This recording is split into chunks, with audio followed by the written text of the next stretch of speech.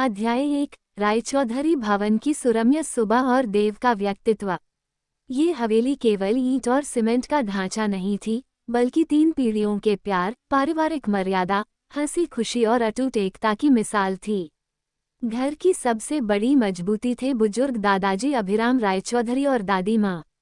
सुबह सुबह हरी भरी बागवानी के बीच दादाजी टहल रहे थे, जबकि बरामदे में बैठे बड़े पापा और पापा हाथ में चाय का कुल्हड़ लिए सुबह का अखबार पढ़ रहे थे। दोनों भाई मिलकर रायचौधरी खानदान के पीढ़ी दर पीढ़ी बढ़ते विशाल कारोबार और संपत्ति की देखरेख करते थे। दूसरी ओर रसोई घर से देसी घी में छनती गर्मा गर्म पूरियों, तीखे आलूदम और अदरक इलायची वाली सुगंधित चाय की महक आ रही थी। बड़ी माँ और चाची तीनों मिलकर हंसते खिलखिलाते नाश्ता तैयार कर रही थीं। किसे क्या पसंद है और किसके खाने का परहेज क्या है, इसका पूरा ध्यान इन तीनों के हाथों में ही था। घर के भव्य डाइनिंग हॉल का नज़ारा बेहद खुशनुमा था। वहाँ बड़े पापा के बड़े बेटे, देव के बड़े भाई और उनकी पत्नी बड़ी भाभी बैठे हुए थे। बड़े भाई स्वभाव से बेहद शांत, गंभीर और सुलझे हुए इंसान थे, जो खानदानी बिजनेस को संभालते थे। लेकिन बड़ी भाभी, वो इस पूरे रायचौधरी भवन की रूह थीं। बेहद चुलबुली, नटखट, सबको अपनी मीठी बातों से बांधकर रखने वाली और पूरे परिवार को एक धागे में पिरोने वाली गृहलक्ष्मी। और उन दोनों की 2 साल की नन्ही बेटी मिथी, वह तो पूरे घर की आंखों का तारा थी। गुलाबी फ्रॉक पहने, हाथों में अपनी पसंदीदा गुड़िया लिए वह पूरे डाइनिंग हॉल में अपने छोटे छोटे कदमों से दौड़ लगा रही थी। तभी हवेली की नक्काशीदार संगमरमर की सीढ़ियों से उतरते हुए रोशनी देव की चचेरी बहन की जल्दबाज आवाज गूंजी। ओ भाभी, मेरा कॉलेज बैग कहाँ है? मेरी चाय तैयार हुई या नहीं? आज कॉलेज में मेरा बहुत ही इम्पोर्टेंट प्रेजेंटेशन है, अगर थोड़ा भी लेट हुई तो प्रोफेसर क्लास से बाहर निकाल देंगे। भाभी ने मुस्कुराते हुए चाय की ट्रे टेबल पर रखी और लाड से बोली, अरे थोड़ा धीरज रख मेरी चुलबुली राजकुमारी। तेरा बैग, फाइल और चाय सब टेबल पर सेट है। ये बता, हमारे सिंह पुरुष शेर तुझे कॉलेज छोड़ने के लिए तैयार हुए या अभी भी फोन पर किसी की क्लास ले रहे हैं? रोशनी ने अपना मुंह बनाते हुए कहा, अरे भाभी, भाई की तो बात ही मत पूछो। सुबह के 6 बजे से ही किसी फॉरेन क्लाइंट को फोन पर ऐसी झाड़ पिला रहे हैं कि बेचारा अपनी जगह पर काम रहा होगा। किसके बारे में इतनी चर्चा हो रही है? रोशनी, एक बेहद गंभीर, रोबीली और गूंजती हुई भारी आवाज हवा में तैरी। सबकी निगाहें सीढ़ियों की तरफ उठ गईं। वहां से नीचे उतर रहा था रायचौधरी खानदान का सबसे छोटा लेकिन सबसे चर्चित चिराग, देव रायचौधरी। 6 फीट का लंबा कद, चौड़ा सीना, सधा हुआ एथलेटिक शरीर, तीखी तेज आंखें और चेहरे पर एक ऐसा गजब का राजसी रुआब जो किसी को भी पहली नज़र में सम्मोहित कर दे। देव की उम्र अभी ज्यादा नहीं थी, लेकिन अपनी विलक्षण बुद्धि, दूरदर्शिता और अटूट लगन के दम पर उसने बहुत ही कम उम्र में अपना एक अलग और विशाल बिजनेस साम्राज्य खड़ा कर लिया था। वो एक बेहद सफल और आत्मनिर्भर यंग बिजनेस टाइकून था। अपनी इस अभूतपूर्व सफलता की वजह से उसके मिजाज में थोड़ा अहंकार, कड़कपन और बेरुखी भर गई थी। बाहरी दुनिया और बिजनेस के प्रतिद्वंद्वियों के लिए देव एक बेहद कठोर, पेशेवर और निर्दयी बिजनेसमैन था, जो किसी की छोटी सी गलती भी बर्दाश्त नहीं करता था। लेकिन जैसे ही वह इस हवेली की दहलीज के भीतर कदम रखता, उसका वह कठोर मुखौटा उतर जाता था। सुबह सुबह मेरे पीछे कौन से किस्से गढ़े जा रहे हैं रोशू? देव ने अपनी कड़क आवाज में पूछा, हालांकि उसकी गहरी आंखों में बहन के लिए बेपनाह स्नेह साफ झलक रहा था। तभी नन्ही मिथी अपने नन्हे नन्हे कदमों से दौड़ती हुई आई और देव की महंगी पतलून को अपने छोटे छोटे हाथों से थाम लिया। छोटे पापा, मेरे लिए चॉकलेट लाए। देव के उस गंभीर और कठोर चेहरे पर पलक झपकते ही एक बेहद खूबसूरत, कातिलाना मुस्कान तैर गई। दुनिया का सबसे सख्त बिजनेसमैन झुककर घुटनों पर बैठा और मिथी को अपनी बाहों में उठाकर सीधे कलेजे से लगा लिया। उसने उसकी गोल मटोल गालों पर बड़े प्यार से चुम्मा लिया। मेरी इस छोटी सी परी के लिए चॉकलेट्स न आए, ऐसा हो सकता है क्या? मेरी गाड़ी में पूरा डिब्बा रखा है। चलो, आज तुम्हें और रोशू को मैं खुद कॉलेज ड्रॉप करूंगा, देव ने दुलार से कहा। डाइनिंग टेबल पर बैठे परिवार के बाकी सदस्य देव का ये रूप देखकर मुस्कुराने लगे। दादी माँ ने पास आकर देव के सिर पर बड़े दुलार से हाथ फेरा और झूठे गुस्से में बोली, बाहर की दुनिया के लिए मेरा पोता चाहे कितना भी बड़ा साहब बन जाए, इस घर की दहलीज के अंदर आते ही वही मेरा नटखट और मासूम बच्चा बन जाता है। भाभी ने चुटकी लेते हुए कहा, बिल्कुल सही कहा दादी माँ। बाहर दुनिया को डराने वाला शेर घर में आकर अपनी इस नन्ही भतीजी का खिलौना बन जाता है। देव मन ही मन मुस्कुरा दिया। दुनिया चाहे उसके बारे में जो भी कहे, लेकिन अपने इस संयुक्त परिवार का अटूट प्यार ही उसकी असली ताकत था। उसने अपनी कलाई पर बंधी रोलेक्स घड़ी पर वक्त देखा, फिर अपनी कड़क लग्जरी कार की चाबी उंगली में घुमाते हुए कहा, Roshu come on, we are getting late. अध्याय 2 RIME कॉलेज। देव का रुआब और खुशी की एंट्री। घड़ी में सुबह के ठीक 8:30 बज रहे थे। भुवनेश्वर के सबसे बड़े और महंगे RIME कॉलेज के बाहर बड़ी चहल पहल थी। चमचमाती सफ़ेद इमारत, बड़े बड़े बागीचे और लाइन से खड़ी एक से बढ़कर एक महंगी कारें देखकर ही पता चलता था कि यह कॉलेज सिर्फ रईसों के बच्चों के लिए है। तभी कॉलेज के मेन गेट पर एक कड़क काले रंग की कार आकर रुकी। कार रुकते ही वहां खड़े सारे लड़कों की बातें बंद हो गईं। दरवाजा खुला और सबसे पहले देव की बहन रोशनी बाहर आई। उसके ठीक पीछे कार से निकला रायचौधरी परिवार का सबसे छोटा बेटा देव रायचौधरी। काले चश्मे में ढकी आंखें, नेवी ब्लू सूट और चेहरे पर वही कड़क एटीट्यूड। देव के कदम जैसे ही जमीन पर पड़े, आसपास खड़े सीनियर्स और जूनियर छात्र तुरंत एक तरफ होकर खड़े हो गए। कॉलेज के गार्ड्स ने भी सीधे होकर सैल्यूट ठोका। देव ने किसी की तरफ देखा तक नहीं, वह सीधा ऑफिस की तरफ बढ़ गया। रोशनी मुस्कुराते हुए अपने दोस्तों के पास चली गई। कॉलेज की बड़ी सी कैंटीन में उस वक्त अच्छी खासी भीड़ थी। वहां की सबसे बढ़िया टेबल पर बैठी थी रिया। रिया शहर के बहुत बड़े स्टील व्यापारी की इकलौती बेटी थी। बेतहाशा पैसा, अपनी खूबसूरती का घमंड और बात बात पर एटीट्यूड दिखाना, यही रिया की आदत थी। रिया की नजरें कैंटीन के दरवाजे पर ही टिकी थीं। जैसे ही देव अंदर आया, रिया का चेहरा खिल उठा। हाय देव। रिया अपनी सीट से उठकर देव के पास आई। आज शाम को शहर में एक नया कैफे खुल रहा है। मैंने हम दोनों के लिए टेबल बुक कर ली है, तुम मेरे साथ चल रहे हो। देव ने अपनी रोलेक्स घड़ी में टाइम देखा और बिना रिया की तरफ मुंह किए बेहद ठंडे लहजे में बोला, मेरे पास इन फालतू पार्टियों के लिए टाइम नहीं है रिया। आज शाम मेरी बिजनेस मीटिंग है। रिया का मुंह बन गया, लेकिन उसने बात संभालते हुए कहा, देव, तुम हमेशा काम में ही घुसे रहते हो, कभी तो मेरे साथ। रिया। देव ने कड़े स्वर में उसकी बात काटी, मुझे एक ही बात बार बार बोलना पसंद नहीं है। इतना कहकर देव सीधा अपनी फिक्स टेबल की तरफ चला गया, जहां उसका जिगरी दोस्त साहिल पहले से बैठा था। पूरी कैंटीन में साहिल ही अकेला ऐसा बंदा था जो देव के इस गुस्से और एटीट्यूड से डरे बिना उससे खुलकर बात कर लेता था। रिया मन ही मन कुढ़कर रह गई। पूरे कॉलेज में यह बात फैली थी कि रिया देव की गर्लफ्रेंड बनने वाली है, और रिया भी इस बात का पूरा फायदा उठाती थी। लेकिन सच तो ये था कि देव ने कभी रिया को भाव तक नहीं दिया था।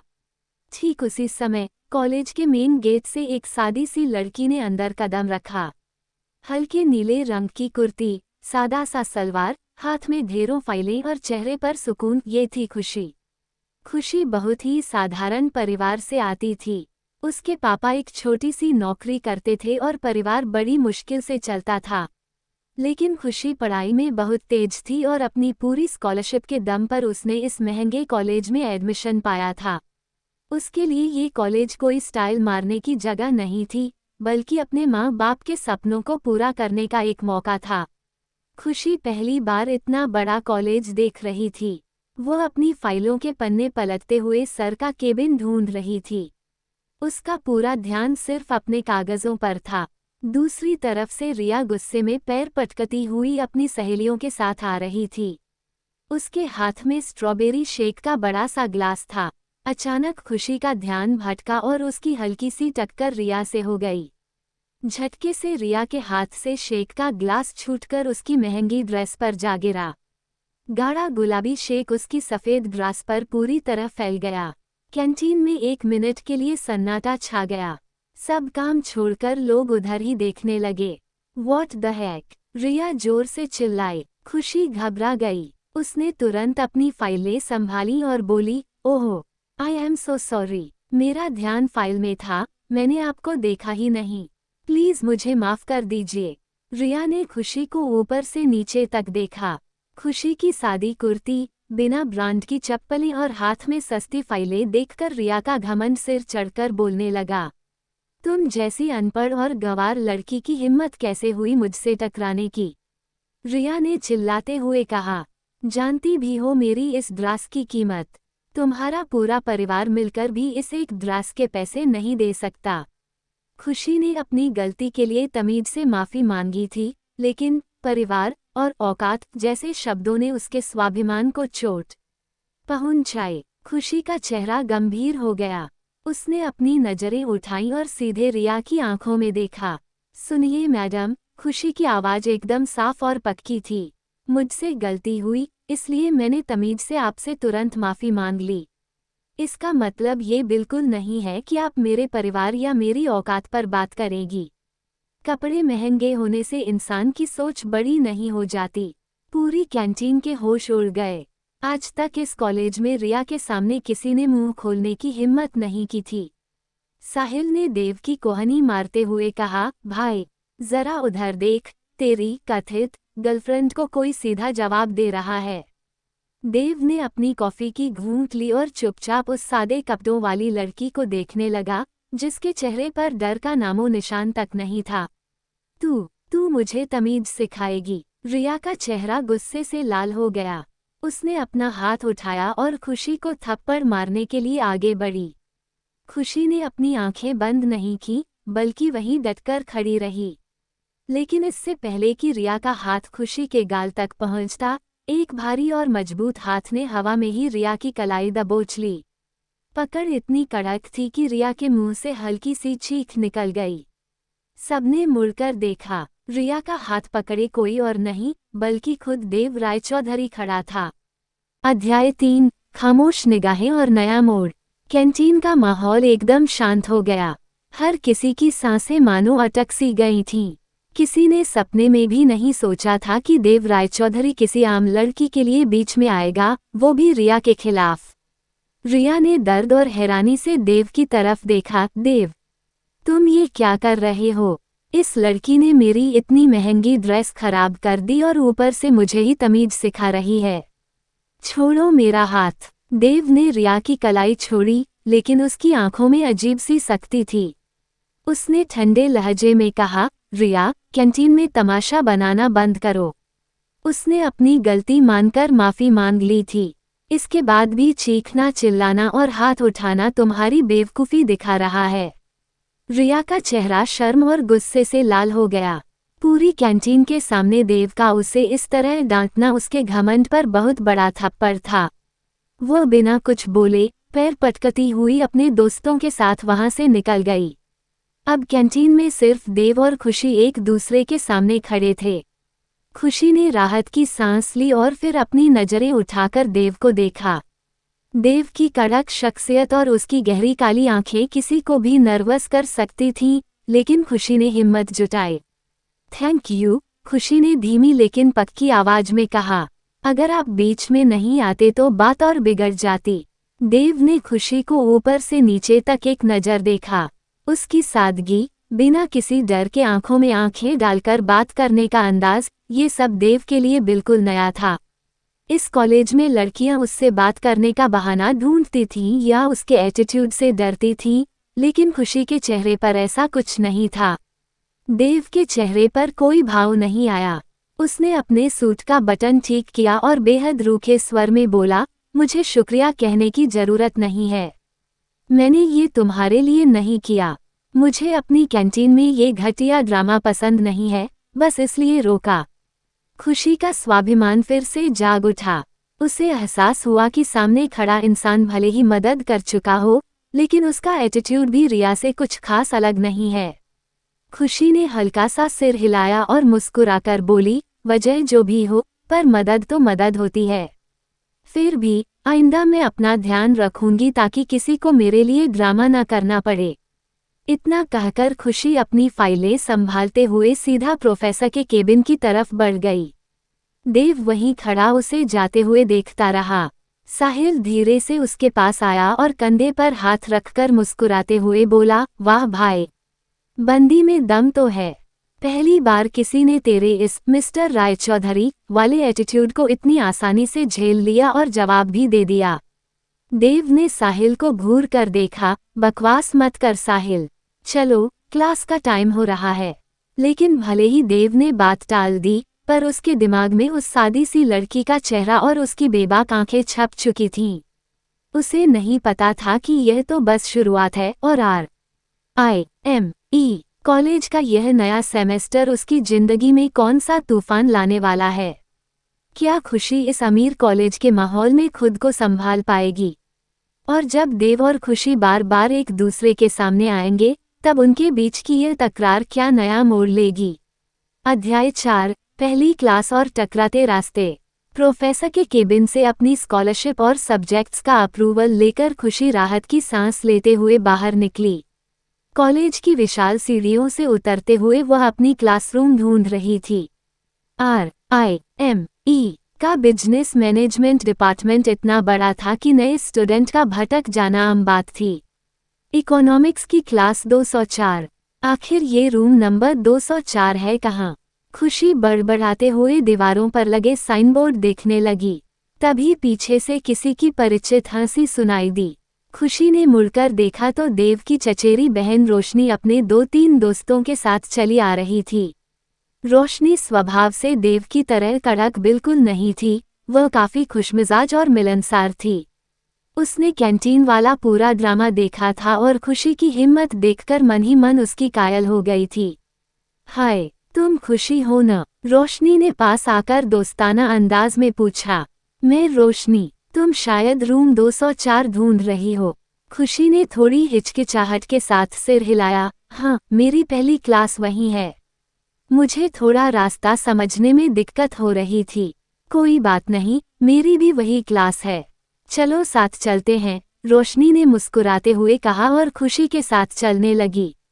रास्ते में रोशनी ने बिना किसी घमंड के खुशी से बातचीत शुरू कर दी, जिससे खुशी का डर और झिझक थोड़ी कम हुई। लेकिन जैसे ही दोनों ने रूम 204 में कदम रखा, खुशी के कदम पल भर के लिए ठिठक गए। क्लास के आखिरी बेंच पर देव बैठा हुआ था, हाथ में रोलेक्स घड़ी, चेहरे पर वही शांत लेकिन रुआबदार भाव और आंखों में गहराई। उसके बगल में साहिल बैठा था।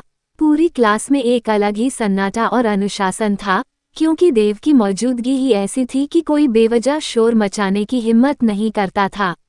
रिया भी आगे की सीट पर अपनी सहेलियों के साथ बैठी थी। खुशी को रोशनी के साथ आते देखकर रिया का मुंह बन गया और उसने गुस्से में अपनी नजरें फेर लीं। आओ खुशी, यहाँ बैठते हैं, रोशनी ने मिडिल रो की एक खाली बेंच की तरफ इशारा किया। खुशी ने चुपचाप अपनी फाइलें बेंच पर रखीं और बैठ गई। उसे अपनी पीठ पर किसी की तीखी नजरों का एहसास हो रहा था। उसने मुड़कर नहीं देखा, लेकिन वह जानती थी कि पीछे बैठा देव उसे ही देख रहा है। प्रोफेसर ने क्लास में आकर लेक्चर शुरू किया। ओडिशा की इकोनॉमी और कॉर्पोरेट सेक्टर पर डिस्कशन छिड़ गया। प्रोफेसर ने क्लास से एक मुश्किल सवाल पूछा, अगर किसी बड़े बिजनेस ग्रुप को लोकल मार्केट में अपना एकाधिकार मोनोपोली बनाए रखना है और साथ ही सोशल वेलफेयर भी करना है, तो सबसे बेहतरीन स्ट्रैटेजी क्या होगी? पूरी क्लास में खामोशी छा गई। रिया और उसके ग्रुप के लोग एक दूसरे का मुंह देखने लगे। देव अपनी जगह से थोड़ा आगे झुका। वह जवाब देने ही वाला था कि तभी खुशी ने अपना हाथ ऊपर उठाया। प्रोफेसर ने मुस्कुराते हुए कहा, yes please, new student, right, जवाब दो। खुशी अपनी जगह पर खड़ी हुई। उसकी आवाज में जरा भी घबराहट नहीं थी। सर, एकाधिकार बनाए रखने के लिए सिर्फ पैसा या पावर काफी नहीं होता। अगर कंपनी ग्राउंड लेवल के कारीगरों और छोटे व्यापारियों को अपने साथ पार्टनर बनाकर जोड़े, तो मार्केट में कंपटीशन अपने आप खत्म हो जाएगा और सोशल डेवलपमेंट भी होगा। इसे उड़ीसा के हैंडलूम और कॉटेज इंडस्ट्री के मॉडल से समझा जा सकता है। खुशी ने अगले 2 मिनट में इतने व्यावहारिक और सटीक लॉजिक दिए कि प्रोफेसर खुशी से ताली बजाने लगे। एक्सीलेंट, बहुत ही व्यावहारिक और ज़मीनी सोच है। ब्रावो! पूरी क्लास खुशी के लिए तालियां बजाने लगी। रोशनी ने मुस्कुराकर खुशी का अंगूठा दिखाया। पीछे बैठे साहिल ने देव की तरफ देखा और फुसफुसाया, देख रहा है देव। सिर्फ बातें नहीं बनाती, दिमाग भी बहुत तेज है इसका। देव ने कोई जवाब नहीं दिया। उसने बस अपनी कड़क नज़रों से खुशी को देखा, जो अपनी तारीफ सुनकर थोड़ी शर्माते हुए वापस बैठ रही थी। देव के होठों के कोने पर एक बेहद हल्की, लगभग न दिखने वाली मुस्कान आई और पलक झपकते ही गायब हो गई। देव मन ही मन समझ चुका था कि यह सादी सी दिखने वाली लड़की सिर्फ अपने स्वाभिमान से ही नहीं, बल्कि अपनी बुद्धिमत्ता से भी इस कॉलेज में अपनी एक अलग पहचान बनाने आई है। क्या देव और खुशी की यह वैचारिक तकरार किसी नए रिश्ते की शुरुआत बनेगी? अध्याय 5, बारिश की एक शाम और अनकहा एहसास। क्लास खत्म होते ही सारे स्टूडेंट्स बाहर निकलने लगे। रोशनी खुशी के पास आई और बोली, खुशी, सच में यार, क्या कमाल का जवाब दिया तुमने। प्रोफेसर सर तो एकदम इम्प्रेस ही हो गए। खुशी ने मुस्कुराते हुए अपनी फाइलें समेटी। थैंक यू रोशनी, बस जो समझा था वही बोल दिया। दोनों बातें करते हुए कॉलेज के कॉरिडोर से बाहर आई, लेकिन तभी अचानक आसमान में काले बादल घिर आए और मूसलाधार बारिश शुरू हो गई। देखते ही देखते पूरा कॉलेज प्रांगण पानी से भर गया। ज्यादातर बच्चे अपनी अपनी गाड़ियों में बैठकर निकलने लगे, जबकि खुशी पोर्टिको के नीचे खड़ी होकर बारिश रुकने का इंतजार करने लगी। उसे ऑटो पकड़कर घर जाना था, लेकिन इतनी तेज बारिश में ऑटो मिलना नामुमकिन लग रहा था। तभी देव और साहिल सीढ़ियों से उतरते हुए नीचे आए। देव के हाथ में उसकी कार की चाबी थी। उसने देखा कि खुशी एक कोने में खड़ी होकर बार बार अपनी घड़ी देख रही है और ठंडी हवा की वजह से थोड़ा सिहर रही है। रोशनी भागकर देव के पास पहुंची। भाई, बहुत तेज बारिश हो रही है और खुशी को घर जाना है, उसे कोई ऑटो नहीं मिल रहा। क्या हम उसे ड्रॉप कर सकते हैं? देव ने अपनी कड़क नज़रों से खुशी को देखा, फिर अपनी बहन से ठंडे स्वर में बोला, रोशू, हमारी कार में कोई एरागेरा नहीं बैठता। ये बात खुशी के कानों में साफ पड़ी। उसके स्वाभिमान को फिर ठेस पहुंची। उसने तुरंत रोशनी की तरफ देखा और नम्रता से कहा, रोशनी, बहुत बहुत शुक्रिया, लेकिन तुम लोग जाओ, मैं मैनेज कर लूंगी, ऑटो मिल जाएगा। रोशनी ने देव को घूर कर देखा। भाई, आप हमेशा इतने कड़क क्यों रहते हैं? बारिश इतनी तेज है। देव ने कोई जवाब नहीं दिया और अपनी कड़क काली लग्जरी कार की तरफ बढ़ गया। साहिल और रोशनी भी कार में जाकर बैठ गए। कार धीरे धीरे स्टार्ट हुई और कॉलेज के मेन गेट की तरफ बढ़ गई। खुशी वहीं अकेली खड़ी रही। बारिश का पानी उसकी चप्पलों तक आने लगा था। हवा के झोंकों से पानी की बौछारें उसके सलवार सूट को भिगो रही थीं। गाड़ी चला रहे देव ने बैकव्यू मिरर में देखा। दूर शीशे में खुशी अकेली, बेबस लेकिन पूरी गरिमा के साथ खड़ी थी। न जाने क्यों, उस सादी सी लड़की का वो अकेलापन देव के सख्त दिल में अजीब सी हलचल पैदा कर गया। अचानक देव ने जोर से ब्रेक लगाया। कार एक झटके से रुक गई। क्या हुआ भाई? रोशनी ने पूछा। देव ने बिना कुछ कहे गाड़ी को रिवर्स किया और सीधा खुशी के ठीक सामने लाकर खड़ा कर दिया। कार का ऑटोमेटिक शीशा नीचे हुआ। देव ने अपनी रोलेक्स पर वक्त देखा और कड़क आवाज में कहा, कार में बैठो। खुशी ने हैरान होकर देव को देखा और मना करते हुए बोली, नहीं थैंक यू, मैं चली जाऊंगी। जिद मत करो खुशी। देव की आवाज में एक ऐसा हुक्म था जिसे टालना आसान नहीं था। ये रोड सुनसान है और अगले 2 घंटे तक ये बारिश रुकने नहीं वाली। रोशनी परेशान हो रही है, इसलिए चुपचाप पीछे बैठ जाओ। रोशनी ने तुरंत कार का दरवाजा खोला। हाँ खुशी, अंदर आओ प्लीज। खुशी ने थोड़ी हिचकिचाहट के साथ गाड़ी की पिछली सीट पर रोशनी के बगल में कदम रखा। जैसे ही वह कार के आलीशान और सुगंधित इंटीरियर में बैठी, उसे एक अजीब सा एहसास हुआ। कार के फ्रंट मिरर में उसकी नज़रें देव की गहरी नज़रों से टकराईं। देव ने तुरंत अपनी नजरें रास्ते पर टिका ली और गाड़ी आगे बढ़ा दी। पूरी राह कार में खामोशी छाई रही, लेकिन उस खामोशी में एक अजीब सा खिंचाव था। देव, जो किसी को अपनी गाड़ी में बिठाना भी पसंद नहीं करता था, आज एक साधारण सी स्कॉलरशिप स्टूडेंट को अपने साथ ले जा रहा था।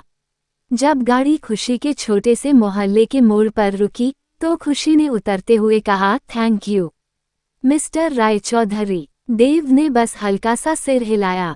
खुशी जैसे ही गाड़ी से उतरकर अपने घर की ओर बढ़ी, देव ने आईने में उसे जाते हुए देखा। पहली बार उसके सख्त दिल ने माना कि यह लड़की बाकी सबसे बिल्कुल अलग है। क्या ये खामोश खिंचाव देव और खुशी के बीच की दूरियों को मिटा पाएगा, या रिया की कोई नई साजिश इस रिश्ते में आग लगाएगी? अध्याय 6, नई साजिश और असाइनमेंट का मोड़। अगले दिन कॉलेज का माहौल बदला बदला सा था।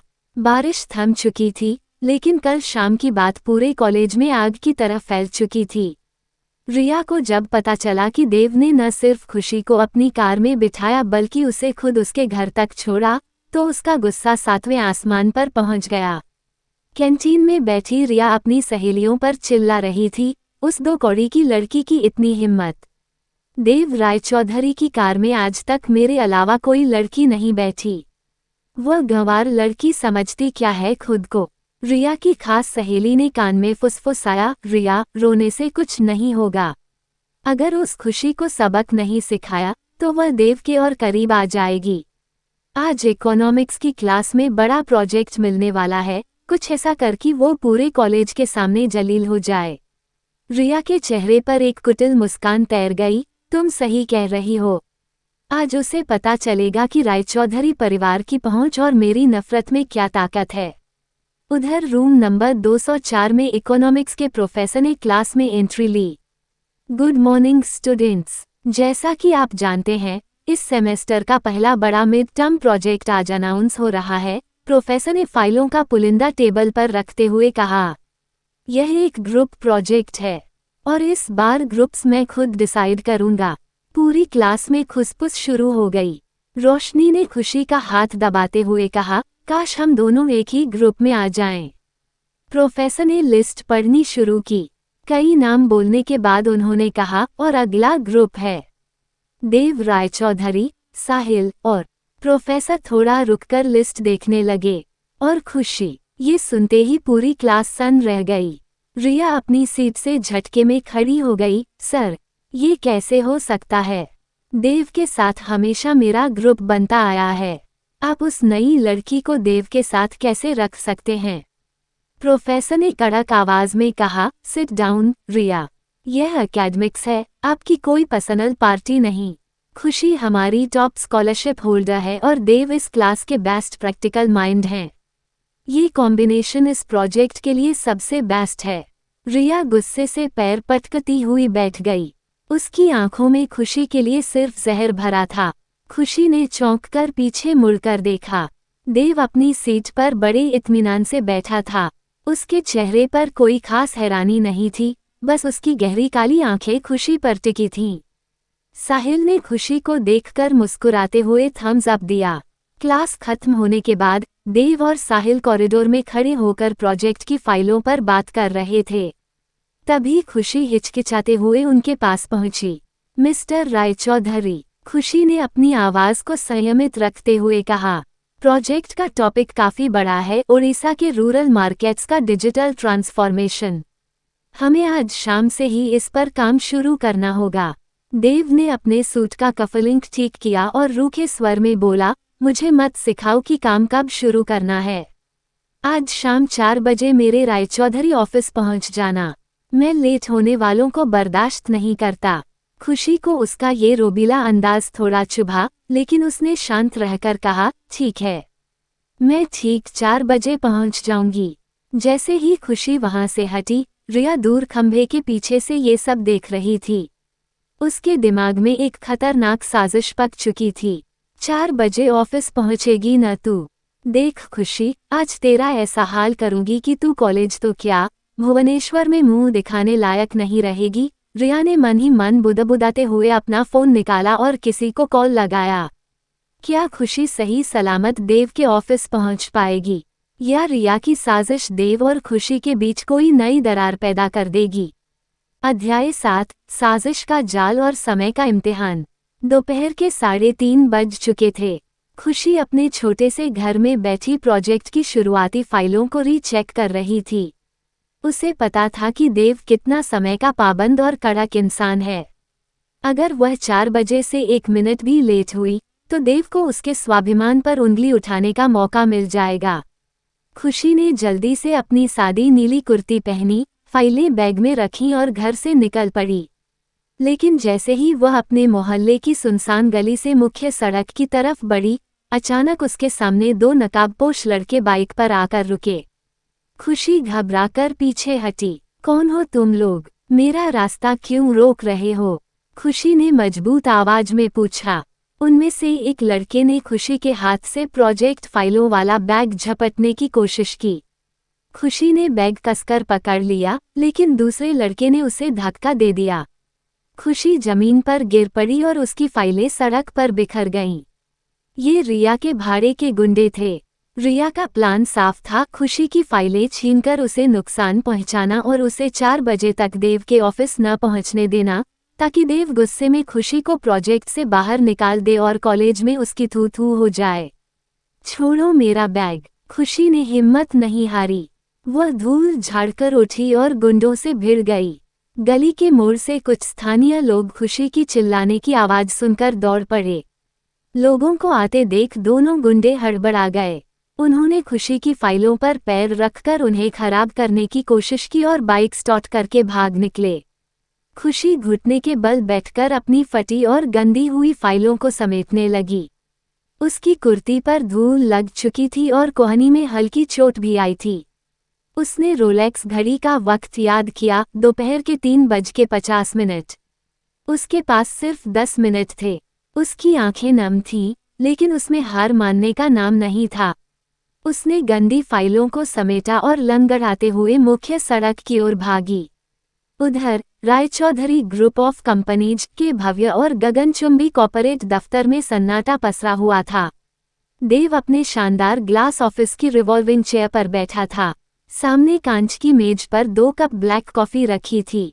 घड़ी की सुइयां ठीक शाम के 4 बजे पर पहुंच चुकी थीं। देव ने अपनी कलाई पर बंधी रोलेक्स घड़ी देखी। 4:01, फिर 4:05। देव के चेहरे पर कड़कपन गहराने लगा। साहिल पास में बैठा लैपटॉप पर काम कर रहा था। उसने देव के चढ़ते तेवर देखे और बोला, देव, शांत रह। शायद ट्रैफिक में फंस गई होगी। वह लड़की गैर जिम्मेदार नहीं लगती। मैंने उससे साफ कहा था कि मैं लेट होने वालों को बर्दाश्त नहीं करता। देव की आवाज में बर्फ सी ठंडक थी। अगर वह अपने पहले ही प्रोजेक्ट को लेकर सीरियस नहीं है, तो उसे रायचौधरी कॉर्पोरेट में कदम रखने का कोई हक नहीं। देव अपनी जगह से खड़ा हुआ। वह ऑफिस का कांच का दरवाजा खोलकर बाहर निकलने ही वाला था कि तभी लिफ्ट का दरवाजा खुला। सामने खुशी खड़ी थी। उसके बाल बिखरे हुए थे, कुर्ती पर मिट्टी के दाग थे, हाथ में फटी हुई फाइलें थीं और उसकी कोहनी से हल्का सा खून छन रहा था।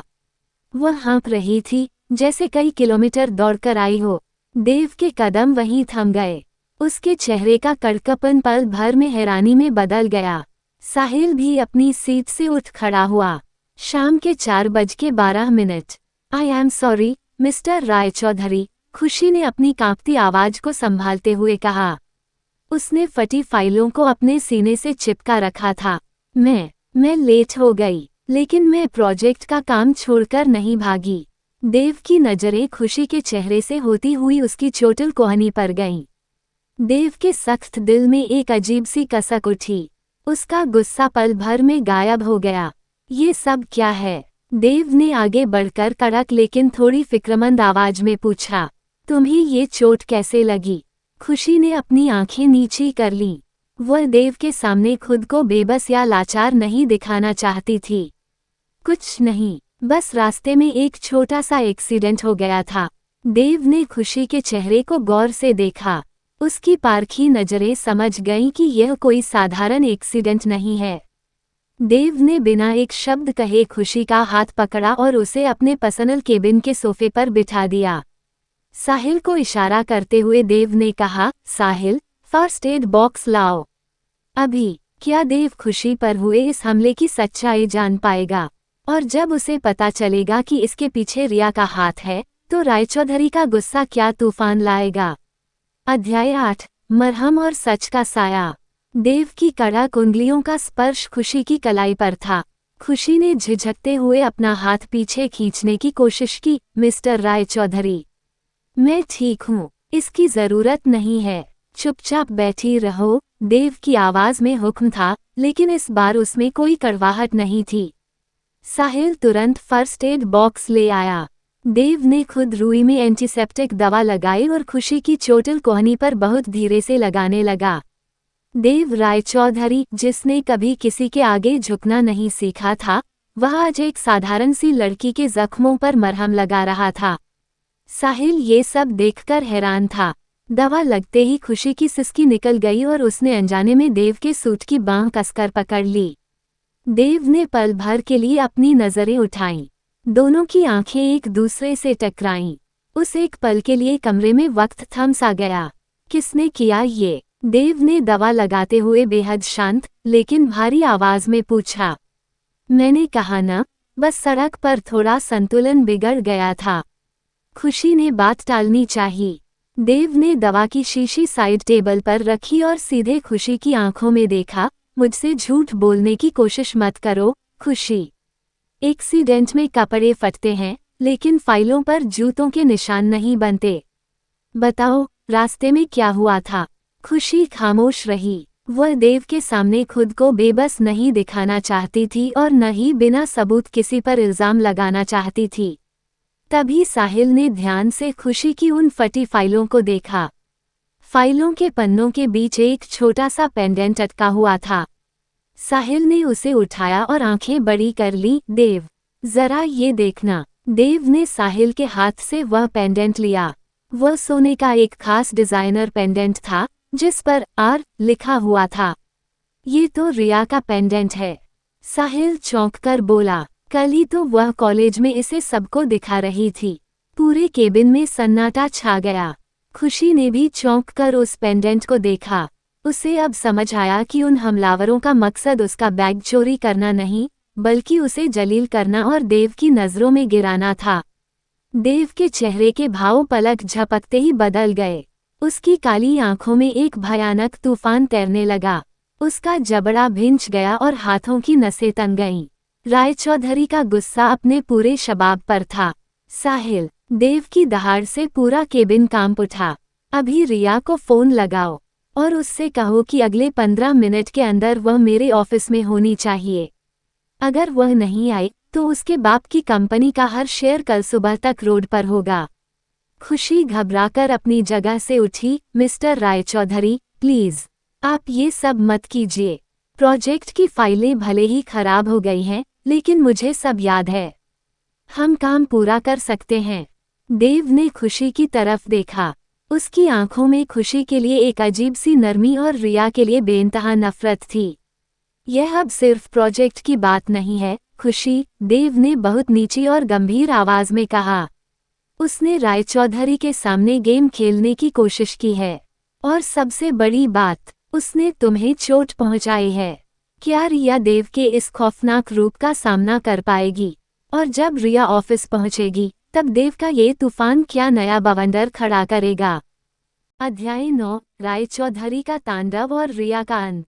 दफ्तर के शीशे के केबिन में सन्नाटा इतना गहरा था कि घड़ी की टिक टिक भी हथौड़े की तरह गूंज रही थी। खुशी सोफे पर बैठी देव को देख रही थी, जो खिड़की के पास खड़ा बाहर शहर की जगमगाती बत्तियों को घूर रहा था। उसकी पीठ सीधी थी और हाथों की मुट्ठियां कसकर भींची हुई थीं। तभी लिफ्ट का दरवाजा खट से खुला और रिया हौनफती हुई अंदर दाखिल हुई। उसके चेहरे पर हवाएं उड़ रही थीं। साहिल के फोन की वो भयानक धमकी सुनकर वह बिना सोचे समझे सीधे यहाँ भागी चली आई थी। देव, रिया ने केबिन का कांच का दरवाजा धकेलते हुए कहा। उसकी आवाज में घबराहट साफ झलक रही थी। तुमने साहिल से ऐसा फोन क्यों करवाया? क्या बात है? तुम इतने गुस्से में? रिया की नज़र जैसे ही सोफे पर बैठी खुशी और टेबल पर रखी उन फटी फाइलों पर पड़ी, उसकी जुबान मानो तालू से चिपक गई। देव धीरे से मुड़ा। उसके चेहरे पर कोई भाव नहीं था, लेकिन उसकी आंखों में पसरा वो खौफनाक अंधेरा देखकर रिया के कदम वहीं जम गए। देव ने जेब से वो आर लिखा हुआ पेंडेंट निकाला और बिना कुछ कहे टेबल पर फेंक दिया। सिक्के की तरह खनकते हुए पेंडेंट टेबल पर रुका। रिया का रंग उड़ गया। उसने अनजाने में अपनी गर्दन पर हाथ फेरा, जहां से वो पेंडेंट गायब था। देव, ये तो मेरा पेंडेंट है। रिया ने हकबक होकर झूठ बोलने की कोशिश की। ये तुम्हारे पास कैसे आया? शायद कल कॉलेज में गिर गया होगा। सड़क पर। देव की आवाज बेहद धीमी, लेकिन किसी धारदार खंजर जैसी कड़क थी। वह धीरे धीरे चलकर रिया के बिल्कुल करीब आया। उसी सुनसान सड़क पर जहां तुमने अपने भाड़े के गुंडों को एक बेकसूर लड़की पर हमला करने भेजा था। नहीं देव, तुम गलत समझ रहे हो। मैं ऐसा क्यों करूंगी? रिया ने गिड़गिड़ाते हुए खुशी की तरफ उंगली उठाई। ये लड़की झूठ बोल रही है। ये तुम्हें फंसा रही है। ये सिर्फ एक मामूली स्कॉलरशिप वाली। जुबान संभालो रिया। देव की दहाड़ से पूरा कांच का केबिन थर्रा उठा। खुशी अपनी जगह से सहकर खड़ी हो गई। उसने देव का इतना भयानक रूप कभी नहीं देखा था। देव ने रिया की तरफ एक कदम और बढ़ाया। उसकी आंखें गुस्से से लाल थीं। तुमने क्या सोचा था रिया, कि तुम इस घटिया हरकत से इसे मेरी नज़रों में गिरा दोगी या इसे डराकर भगा दोगी? तुमने भूल कर दी। रायचौधरी के काम में दखल देने की हिम्मत तो दूर, तुमने उस लड़की को छूने की हिम्मत की है जो मेरे साथ खड़ी थी। रिया का घमंड ताश के पत्तों की तरह ढह गया। उसकी आंखों से डर के आंसू बहने लगे। देव, प्लीज मुझे माफ कर दो। मुझे जलन हो रही थी कि तुम इस लड़की को इतनी अहमियत दे रहे हो। मैं तुम्हें खोना नहीं चाहती थी। तुमने मुझे कभी पाया ही नहीं था रिया, देव ने नफरत से कहा। उसने मेज पर रखा फोन उठाया और अपने सेक्रेटरी को मिलाया। सुनील, मैसर्स सिंघानिया स्टील्स के साथ रायचौधरी ग्रुप के जितने भी आने वाले कॉन्ट्रैक्ट्स हैं, उन्हें तुरंत रद्द करो। और उनके बैंक क्रेडिट्स पर जो हमारी गारंटी थी, उसे विड्रॉ कर लो। रिया चीख उठी। देव, नहीं। पापा बर्बाद हो जाएंगे। प्लीज ऐसा मत करो, देव। ये तुम्हारी उस नीच सोच की कीमत है, देव ने बिना किसी रहम के कहा। और अगर आइंदा तुम या तुम्हारा कोई भी आदमी खुशी के आसपास भी नजर आया, तो तुम्हारे पापा को सड़क पर आने में 24 घंटे भी नहीं लगेंगे। Get out of my office. Riya फुट कर रोती हुई वहां से भाग निकली। उसके घमंड का महल आज एक ही झटके में चकनाचूर हो चुका था। केबिन में फिर से खामोशी छा गई। देव ने एक लंबी सांस ली और अपनी रोलेक्स घड़ी को ठीक किया। उसका गुस्सा धीरे धीरे शांत हो रहा था। वह मुड़ा और उसने सोफे के पास खड़ी खुशी को देखा, जो अभी भी सदमे में थी।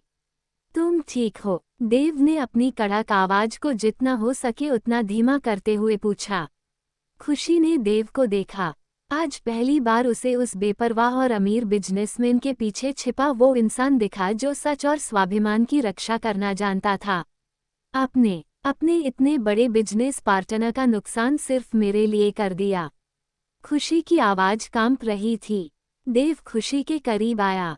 उसने खुशी की आंखों में झांका और बेहद कड़क लेकिन पक्के स्वर में बोला, मैंने नुकसान नहीं किया खुशी, मैंने सिर्फ गलत को उसकी जगह दिखाई है।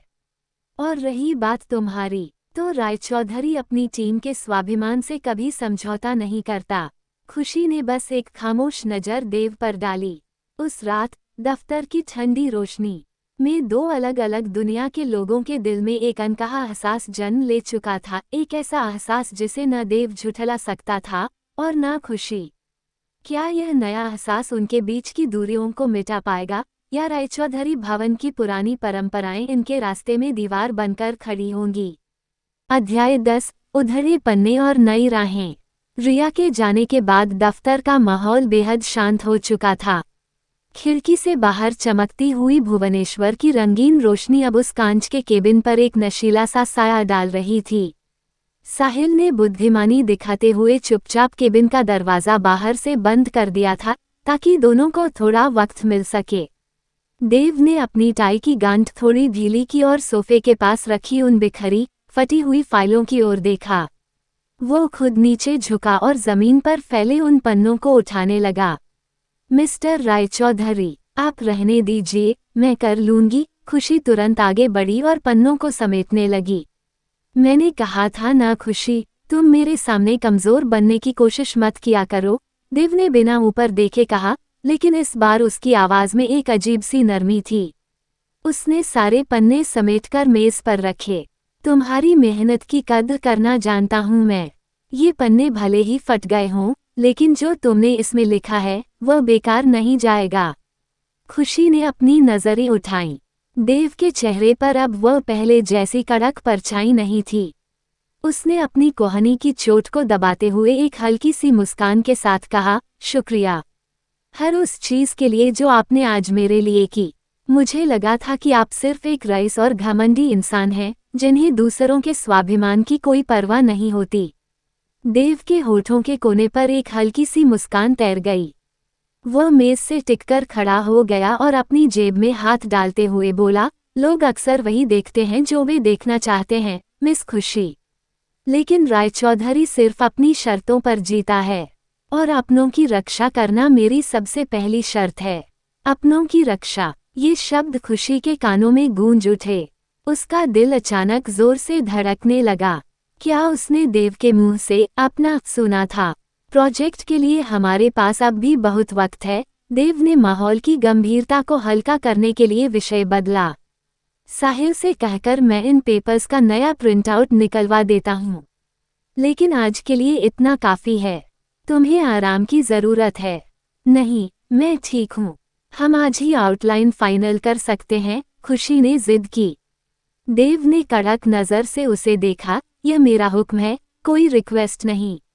तुम्हारा हाथ चोटिल है। मैं तुम्हें घर छोड़ने के लिए गाड़ी नीचे भिजवा रहा हूँ। लेकिन मिस्टर रायचौधरी, देव, उसने खुशी की बात बीच में ही काट दी। खुशी थम गई। क्या मुझे देव कह सकती हो? कम से कम तब जब हम कॉलेज या कॉर्पोरेट की बंदिशों से बाहर हों। देव की गहरी काली आंखें सीधे खुशी के चेहरे पर टिकी थीं। खुशी के गालों पर एक हल्का सा गुलाबी रंग छा गया। उसने धीरे से अपना सिर हिलाया, ठीक है। देव, उस रात जब खुशी देव की कार में बैठकर वापस अपने घर लौट रही थी, तो उसकी उंगलियां अपनी कुर्ती के उस कोने को सहला रही थी जहां देव का हाथ लगा था। रिया का खौफ अब मिट चुका था, लेकिन एक नया डर खुशी के दिल में घर कर रहा था, देव रायचौधरी के करीब आने का डर। उधर रायचौधरी भवन की भव्य हवेली में देव अपने स्टडी रूम में बैठा शराब का गिलास हाथ में लिए खिड़की से बाहर देख रहा था। तभी उसके फोन की स्क्रीन जगमगा उठी। स्क्रीन पर नाम चमक रहा था, माँ। देव ने फोन उठाया। दूसरी तरफ से उसकी माँ सावित्री रायचौधरी की रोबीली और कठोर आवाज गूंजी, देव, मुझे अभी खबर मिली है कि तुमने सिंघानिया स्टील्स के साथ डील तोड़ दी है, वह भी उस मामूली कॉलेज की लड़की के लिए। क्या ये सच है? देव ने अपनी आंखें मूंद लीं। वह जानता था कि असली तूफान तो अब शुरू होने वाला था। रायचौधरी खानदान का नियम था, व्यापार में दिल की कोई जगह नहीं होती। क्या देव अपनी मां की बुनी हुई परंपराओं के खिलाफ जाकर खुशी का साथ दे पाएगा? यह रायचौधरी परिवार की विरासत इन दोनों के खिलते एहसास को कुचल देगी। अध्याय 11, रायचौधरी भवन का फरमान। फोन पर मां की सख्त और कड़क आवाज कमरे के सन्नाटे को चीर रही थी। देव ने शराब का गिलास स्टडी टेबल पर रखा और खिड़की की ओर देखते हुए अपनी आवाज को बेहद संजीदा और शांत बनाए रखा। गुड इवनिंग, मां, देव ने धीमी आवाज में कहा। और रही बात सिंघानिया स्टील्स की, तो यह फैसला बिजनेस के हिसाब से ही लिया गया है। सिंघानिया की नीयत और एथिक्स हमारी कंपनी के स्टैंडर्ड के मुताबिक नहीं थे। मैं ऐसे लोगों के साथ डील नहीं करता जो रायचौधरी ग्रुप के नाम का इस्तेमाल घटिया हरकतों के लिए करें। मुझे बेवकूफ बनाने की कोशिश मत करो, देव। सावित्री रायचौधरी का गुस्सा साफ छलक रहा था। साहिल के जरिए मुझे सब पता चल चुका है। रिया सिंघानिया ने जो भी किया वो कॉलेज का बचकाना मामला था, लेकिन तुमने उस एक मामूली गरीब लड़की की वजह से करोड़ों की डील दांव पर लगा दी। क्या तुम्हें अंदाजा भी है कि रायचौधरी खानदान की साख पर इसका क्या असर पड़ेगा? माँ, देव की आवाज में एक अनकही कड़वाहट घुल गई। उस मामूली लड़की का एक नाम है खुशी, और वह सिर्फ कॉलेज की लड़की नहीं, रायचौधरी ग्रुप के सबसे अहम प्रोजेक्ट की पार्टनर है। अगर आज मैं अपनी टीम के मेंबर के स्वाभिमान की रक्षा नहीं कर पाता, तो कल को कॉर्पोरेट जगत में रायचौधरी का खौफ और इज्जत दोनों खत्म हो जाते। दूसरी तरफ कुछ पलों के लिए खामोशी छा गई। सावित्री देवी समझ गईं कि उनका बेटा अपने फैसले से 1 इंच भी पीछे हटने वाला नहीं है। लेकिन रायचौधरी परिवार की मुखिया होने के नाते उन्होंने अपना आखिरी पत्ता फेंका। ठीक है, देव, सावित्री देवी ने ठंडे स्वर में कहा। अगर वह लड़की इतनी ही काबिल है, तो मुझे भी उससे मिलना पड़ेगा। कल शाम रायचौधरी भवन में एनुअल कॉर्पोरेट डिनर है। तुम उस लड़की को अपने साथ लेकर आओगी। मैं भी तो देखूं कि उस मिडिल क्लास लड़की में ऐसा क्या खास है जो देव रायचौधरी अपनी मां के खिलाफ खड़ा हो गया। फोन कट गया। देव ने फोन मेज पर रखा और एक लंबी सांस ली। वह अच्छी तरह जानता था कि रायचौधरी भवन का ये डिनर कोई आम दावत नहीं, बल्कि खुशी के लिए एक चक्रव्यूह होने वाला था।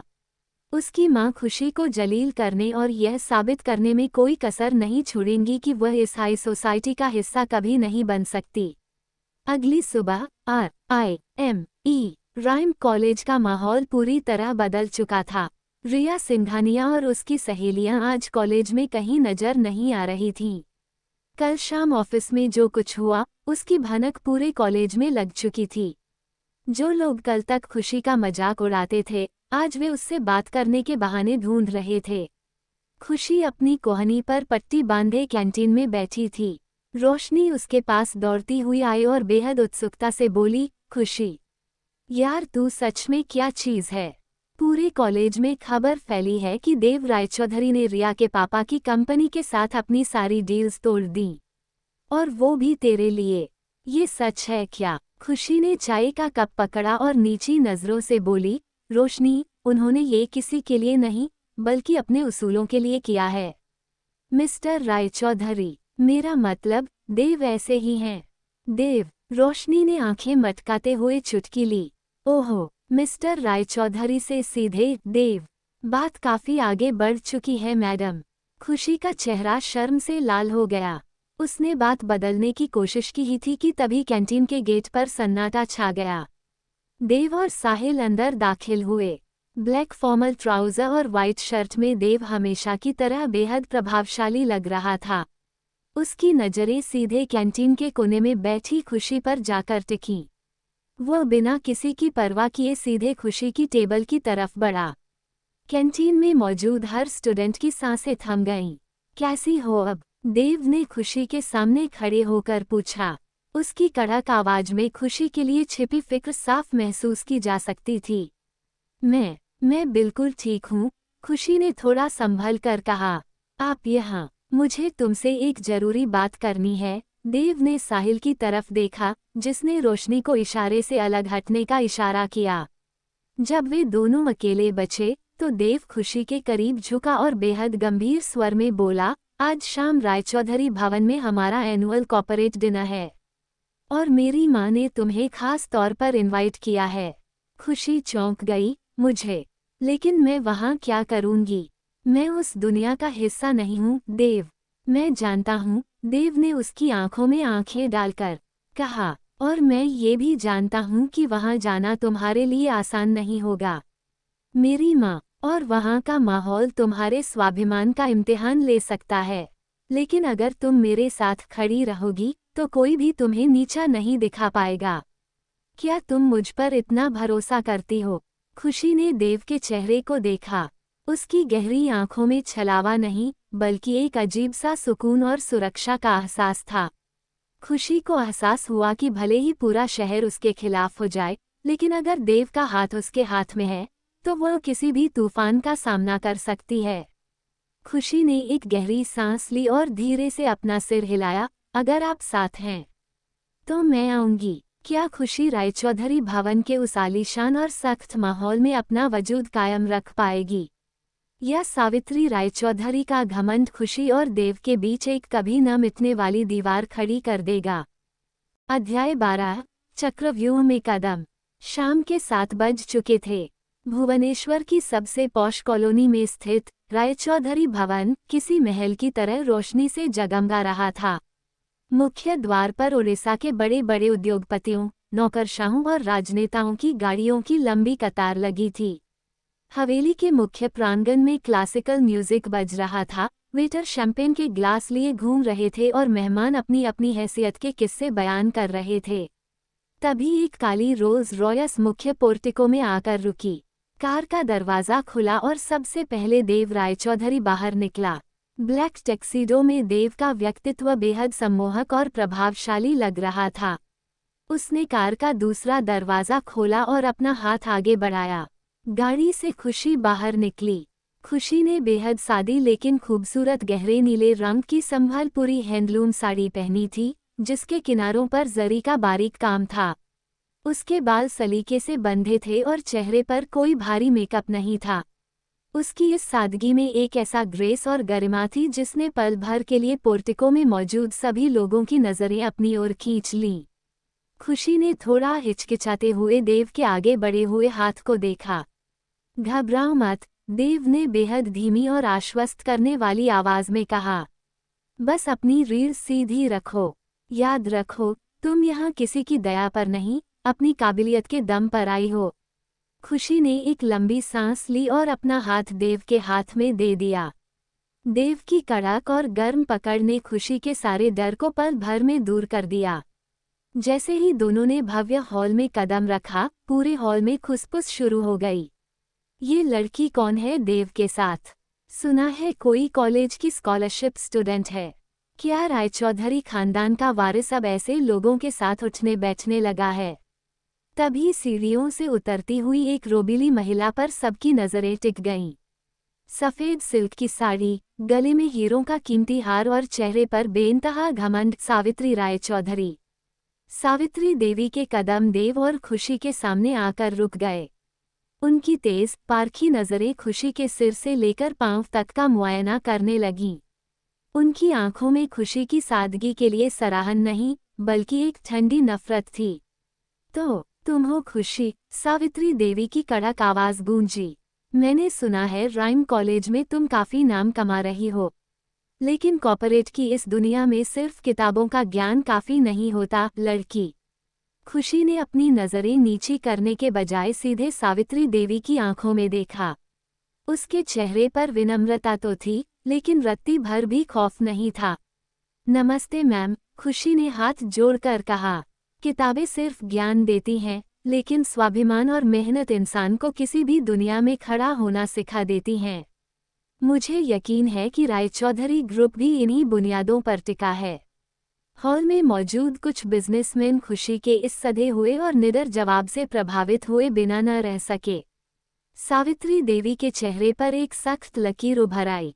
उन्हें उम्मीद थी कि यह गरीब लड़की उनके सामने घबराकर कांपने लगेगी, लेकिन खुशी का यह आत्मविश्वास उन्हें चुभ गया। बहुत बोलती हो, सावित्री देवी ने ठंडे स्वर में कहा। चलो देखते हैं कि तुम्हारा यह आत्मविश्वास तब कितना काम आता है जब बिजनेस की असली बिसात बिछती है। सावित्री देवी ने एक वेटर को इशारा किया और पूरे हॉल का ध्यान अपनी ओर खींचते हुए बोली, लेडीज एंड जेंटलमैन, आज के इस दिन में हम रायचौधरी ग्रुप के नए वेंचर का अनाउंसमेंट करने जा रहे हैं, और मुझे ये बताते हुए खुशी हो रही है कि इस प्रोजेक्ट का प्रेजेंटेशन आज हमारी खास मेहमान खुशी देंगी। खुशी का दिल एक पल के लिए जोर से धड़क उठा। यह कोई पूर्व निर्धारित प्लान नहीं था। सावित्री देवी ने सबके सामने खुशी को बिना किसी तैयारी के मंच पर धकेल दिया था, ताकि वह बड़े बड़े उद्योगपतियों के सामने हकलाए, गलती करे और पूरी महफिल में रायचौधरी खानदान उसका मजाक बनाए। साहिल ने घबराकर देव की तरफ देखा। देव, आंटी यह क्या कर रही हैं? खुशी को इस प्रोजेक्ट की फाइलों का पूरा डेटा भी नहीं पता। देव के चेहरे पर भी तनाव की लकीरें उभर आईं। वह जानता था कि उसकी मां ने खुशी के सामने जहर का प्याला रख दिया है। देव आगे बढ़कर अपनी मां को रोकने ही वाला था कि तभी खुशी ने देव की बांह पर हाथ रखा। खुशी ने देव की ओर देखा। उसकी आंखों में कोई घबराहट नहीं थी, बस एक जलता हुआ संकल्प था। मुझे करने दीजिए, देव, खुशी ने फुसफुसाकर कहा। आज अगर मैं पीछे हटी, तो आपकी माँ हमेशा समझेंगी कि मैं आपके साथ खड़े होने के लायक नहीं हूँ। क्या खुशी बिना किसी तैयारी के सावित्री रायचौधरी के इस बिछाए जाल को काट पाएगी? या भरे समाज में खुशी का स्वाभिमान एक बार फिर दांव पर लग जाएगा?